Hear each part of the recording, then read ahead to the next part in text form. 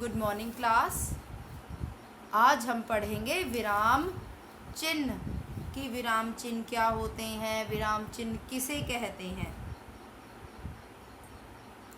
विराम चिन्ह भावों और विचारों को स्पष्ट करने के लिए यानी कि अपने विचारों को स्पष्ट करने के लिए जिन चिन्हों का प्रयोग वाक्य के बीच में या अंत में किया जाता है उसे हम कहते हैं विराम चिन्ह। यानी कि भावों और विचारों को स्पष्ट करने के लिए जिन चिन्हों का प्रयोग वाक्य के बीच में या अंत में किया जाता है उसे हम कहते हैं विराम चिन्ह। विराम का अर्थ होता है रुकना या ठहरना, यानी कि जब हम कोई बात बोल रहे हैं, अपने विचारों को स्पष्ट कर रहे हैं तो उनको बोलते समय हम बीच में कुछ रुके हैं और रुकने के लिए जिन चिन्हों का प्रयोग किया गया है उसे कहते हैं हम विराम चिन्ह। जैसे कि एक उदाहरण दिया हुआ मैम ने यहाँ पे, छोड़ो मत मारो, छोड़ो मत मारो। यहाँ पर छोड़ो के बाद मैम ने थोड़ा सा रुकी है तो वहाँ पर ये आया है हमारा अल्प विराम। क्या आया है हमारा? अल्प विराम। अब आगे देखते हैं, हिंदी में विराम चिन्हों के रूप को निम्नांकित यानी कि उनको अंकित करने के लिए, लिखने के लिए, लगाने के लिए कुछ चिन्हों का प्रयोग किया गया है। क्या किया गया है? कुछ चिन्हों का प्रयोग किया गया है। अब देखते हैं वो चिन्ह हमारे कौन कौन से हैं। सबसे पहले है हमारा पूर्ण विराम। क्या है सबसे पहले? हमारा पूर्ण विराम। सबसे पहले क्या लिखा है यहाँ पर? पूर्ण विराम। जहाँ वाक्य पूर्ण होता है वहाँ पूर्ण विराम का चिन्ह लगाया जाता है। यानी कि जहाँ पर हमारा वाक्य पूरा हो जाता है वाक्य के अंत में लगाया जाता है पूर्ण विराम। क्या लगाया जाता है? पूर्ण विराम। आगे है प्रश्न सूचक चिन्ह। क्या है आगे? प्रश्न सूचक चिन्ह। देखो ये होता है हमारा प्रश्न सूचक चिन्ह। प्रश्न सूचक चिन्ह वाक्यों के अंत में यानी कि वाक्य के अंत में लगाया जाता है। यानी कि हम किसी से प्रश्न पूछ रहे हैं तो वाक्य के अंत में हमारा प्रश्न सूचक चिन्ह लगाया जाता है। जैसे कि यहाँ पे उसने क्वेश्चन पूछा, तुम कहाँ रहते हो? वो किसी से क्या पूछ रहा है? प्रश्न पूछ रहा है। तो उसका वाक्य यहाँ खत्म हुआ तो उसने वाक्य के अंत में क्या लगाया? प्रश्न सूचक चिन्ह। आगे अब देखते हैं, आगे हमारा क्या है? अल्प विराम। अल्प का मतलब होता है थोड़ा सा रुकना। क्या होता है अल्प का मतलब? थोड़ा। अब अल्प विराम का चिन्ह देखो हमारा कौन सा है? ये होता है हमारा अल्प विराम का चिन्ह। पढ़ते अथवा बोलते समय जब हमें थोड़ा रुकना पड़ता है, यानी कि हम कुछ पढ़ रहे हैं, कुछ बोल रहे हैं तो उसको बोलते समय हम कुछ थोड़ा सा रुके हैं तो वहाँ पर हमारा लगाया जाता है अल्प विराम। कौन सा चिन्ह लगाया जाता है हमारा? अल्प विराम। ये हमारा किस चीज का चिन्ह है? अल्प विराम। जैसे कि यहाँ पे राम, मोहन, रमेश और राहुल। देखो यहाँ पर पहले बोला मैम ने राम, मोहन, रमेश और राहुल। यानी कि राम को बोलने के बाद, मोहन को बोलने के बाद मैम थोड़ा सा रुकी है तो वहाँ पर हमारा कौन सा चिन्ह लगा है? अल्प विराम। कौन सा चिन्ह लगा है? अल्प विराम। आगे है हमारा अर्ध विराम। क्या है आगे हमारा? अर्ध विराम। अब देखते हैं कि अर्ध विराम कहाँ लगाया जाता है। जहाँ अल्प विराम की अपेक्षा कुछ अधिक देर तक रुकना होता है। यानी कि अल्प विराम में क्या था? हम थोड़ी देर के लिए रुके थे और ये चिन्ह लगाया था। लेकिन अर्ध विराम में क्या होता है कि हमें अल्प विराम की अपेक्षा ज़्यादा देर तक हम रुकते हैं तो वहाँ पे हम ये चिन्ह लगाते हैं अर्ध विराम।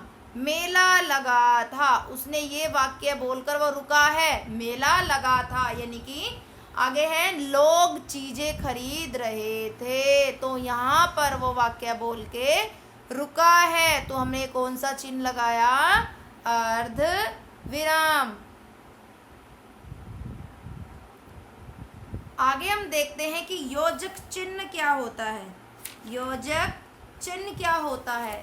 जब कोई शब्द क्या कह रहे हैं वो कि जब को ये है हमारा योजक चिन्ह का निशान, योजक चिन्ह का निशान जिसको हम कई बार बोलते हैं हाइफन। क्या बोलते हैं? हाइफन। जब कोई शब्द अपने संबंध शब्द के साथ यानी कि उसके साथ उसका संबंध हो अथवा किसी शब्द की आवृत्ति यानी कि वो शब्द उसकी आवृत्ति हो रही है बार बार, तो जब दोनों शब्दों के मध्य यानी कि दो के मध्य जिस चिन्ह का प्रयोग किया जाता है वो होता है हमारा योजक चिन्ह। जैसे कि पाप और पुण्य दोनों एक दूसरे के साथ संबंध है। पाप का किसके साथ संबंध है? पुण्य के साथ। जैसे कि पाप का किसके साथ संबंध है? पुण्य के साथ। आगे है सुख दुख, सुख का किसके साथ संबंध है? दुख के साथ। आगे है संक्षेप सूचक या लाघव चिन्ह, संक्षेप सूचक या लाघव चिन्ह। अब हम देखते हैं कि ये संक्षेप सूचक चिन्ह क्या होता है। किसी बड़े शब्द को संक्षेप में यानी कि विस्तार में लिखने के लिए, संक्षेप में लिखने के लिए किसी बड़े शब्द को संक्षेप में लिखने के लिए उस शब्द का प्रथम अक्षर लिखकर आगे हम शून्य लगा देते हैं। वो क्या कह रहा है कि जब हम किसी शब्द को संक्षेप में लिखते हैं यानी कि उसका विस्तार से वर्णन करते हैं तो उस शब्द का प्रथम अक्षर लिखकर उसके आगे हम एक शून्य लगा देते हैं यानी कि एक जीरो लगा देते हैं। यहाँ पर क्या है? पंडित। क्या लिखा हुआ है? पंडित। तो हमने पंडित को पूरा संक्षेप में लिखने के लिए पे लगाकर उसके पीछे पे के बाद हमने क्या लगा दिया? एक शून्य। क्या लगा दिया? शून्य। तो ये होता है हमारा लाघव चिन्ह या संक्षेप सूचक चिन्ह। आगे है हमारा डॉक्टर। क्या लिखा हुआ है? डॉक्टर। तो हमने यहाँ पर डॉक्टर को संक्षेप में लिखने के लिए डॉक्टर का प्रथम अक्षर लिखकर उसके आगे हमने क्या लगा दिया? शून्य। क्या लगा दिया हमने? शून्य। क्या लगा दिया? शून्य। तो ये हो गया हमारा लाघव चिन्ह। आगे अब देखते हैं कि उद्धरण चिन्ह क्या होता है, कि उद्धरण चिन्ह क्या होता है और उसके चिन्ह यानी कि निशान क्या होते हैं। उद्धरण चिन्ह जब किसी दूसरे की उक्ति को यानी कि दूसरे की बात को, किसी दूसरे की कहावत को हम जो का त्यों बिना किसी परिवर्तन के लिखते हैं तो उसे हम उनको लिखते समय हम इन चिन्हों का प्रयोग करते हैं, उन्हें हम कहते हैं उद्धरण चिन्ह। किसी दूसरे की उक्ति को, किसी दूसरे की कहावत को जब हम लिखते हैं तो उनको लिखते समय हम इन उन उद्धरण चिन्हों का प्रयोग करते हैं। जैसे कि महात्मा गांधी ने कहा, यहाँ पर आकर थोड़ा सा रुके हैं तो यहाँ पर हमारा आ गया अल्प विराम। उसके बाद ये क्या है? सदा सत्य बोलो। तो ये उक्ति किसने कही है? महात्मा गांधी जी ने। और उस उक्ति को लिखने के लिए हमने इन उद्धरण चिन्हों का प्रयोग किया है। आगे है कोष्ठक चिन्ह। कोष्ठक यानी कि कई बार मैथ्स में बोलते हैं जैसे कि ब्रैकेट स्टार्ट, ब्रैकेट बंद, ब्रैकेट शुरू की, ब्रैकेट बंद की। तो ये होते हैं हमारे कोष्ठक चिन्ह। क्या होते हैं हमारे? कोष्ठक चिन्ह।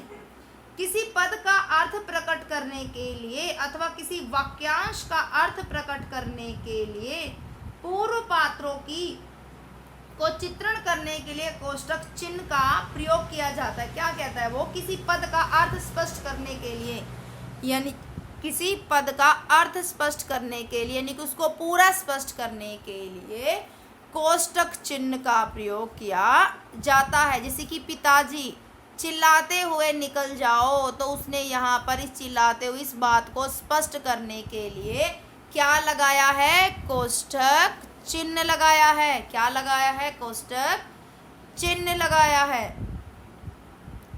अब आगे हम देखते हैं कि त्रुटि पूरक चिन्ह या हंस पद चिन्ह। त्रुटि पूरक चिन्ह या हंस पद चिन्ह क्या होता है? ये होता है हमारा त्रुटि पूरक चिन्ह या हंस पद का चिन्ह या निशान। जब किसी वाक्य या वाक्यांश में कोई शब्द या अक्षर लिखने में छूट जाता है यानी कि हम कुछ लिख रहे हैं, हम वाक्य लिख रहे हैं और उसको लिखते समय बीच में हमसे कुछ शब्द छूट जाता है, तो हम ये हंस पद या त्रुटिपूर्वक चिन्ह लगाकर हम अपना शब्द ऊपर लिख देते हैं। जैसे कि यहाँ पे क्या है, मोहन कल आगरा जाएगा, तो उसको यहाँ पे लिखना था सुबह, तो उसको लिखना भूल गया, तो उसने बीच में ये हंस पद लगाकर सुबह को कहाँ लिख दिया, ऊपर। तो ये होता है हमारा हंस पद चिन्ह। Okay class, bye.